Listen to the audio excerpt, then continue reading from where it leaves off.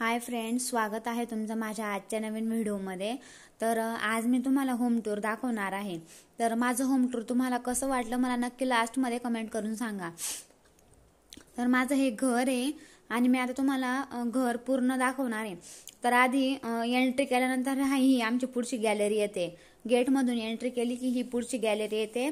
तर पावसाळ्यामुळे आम्ही इथं गॅलरीमध्येच कपडे टाकण्यासाठी दोरी वगैरे बांधून दिलेली आहे।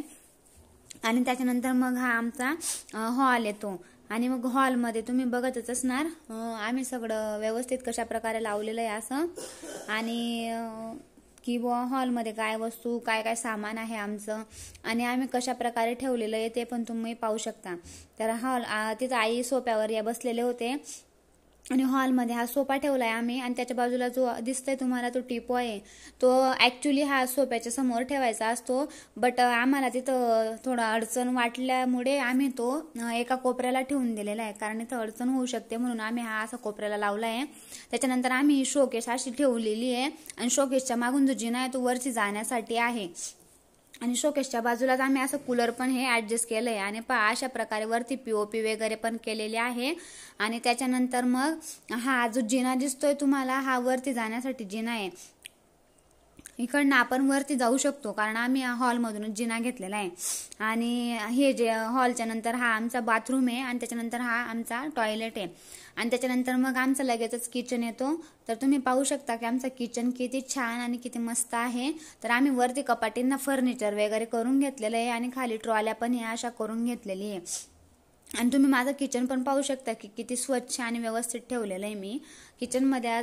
किचन पण साफसफाई वगैरे झालंय आणि त्याच्या बाजूलाच तिथं भांड्यांचा एक छोटा रॅक, फ्रीज आणि ते 2 टप आहे ते आम्ही जेवण म्हणजे स्वयंपाकासाठी पाण्यासाठी भरून ठेवतो।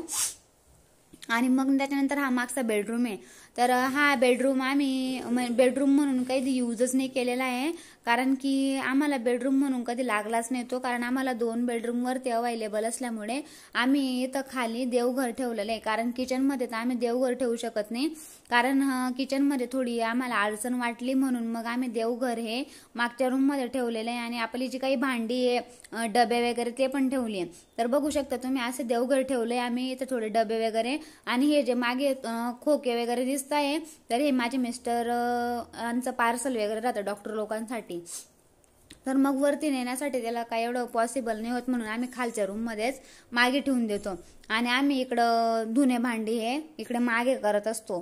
तर पाऊस हा चालूच आहे तर मागे धुणे भांडी करतो। तर मग चला आता आपण वरती जाऊया।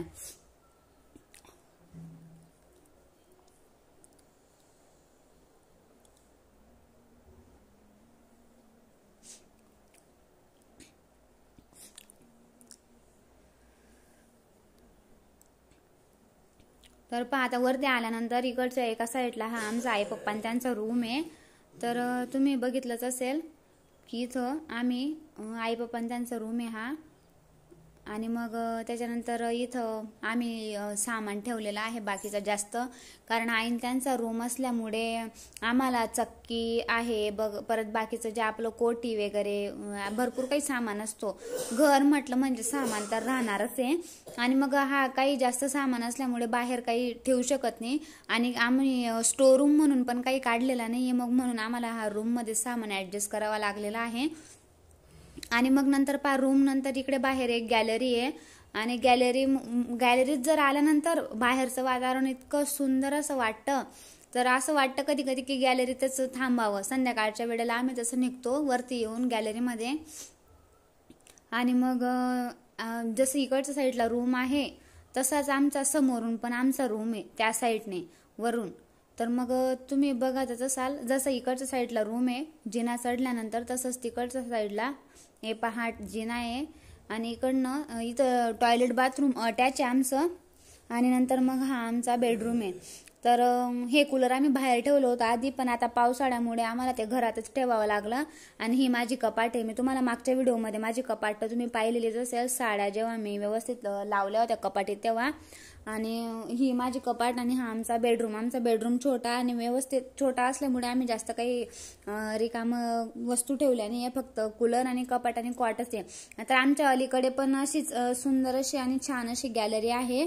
आणि मग तेच नाही तर आमच्या गॅलरीमध्ये पण एकदम छान असं वातावरण वाटतं आणि तिकडच्या साईडलाच आमच्या गॅलरीच्या घराच्या बाजूला एका गजानन महाराजांचं मंदिर बांधण्याचं पण काम चालू आहे आणि त्याच्या अलीकडेच महादेवाचं पण मंदिर आहे आणि त्याच्या अलीकडे तिकडे रेल्वे पट्टा पण आहे, तिथून रेल्वे वगैरे ह्या कंटिन्यू जात असतात।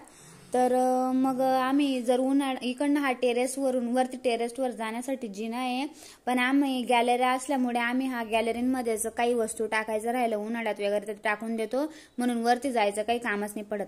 तर चला फ्रेंड्स, माझं होम टूर तुम्हाला कसं वाटलं नक्की कमेंट करून सांगा।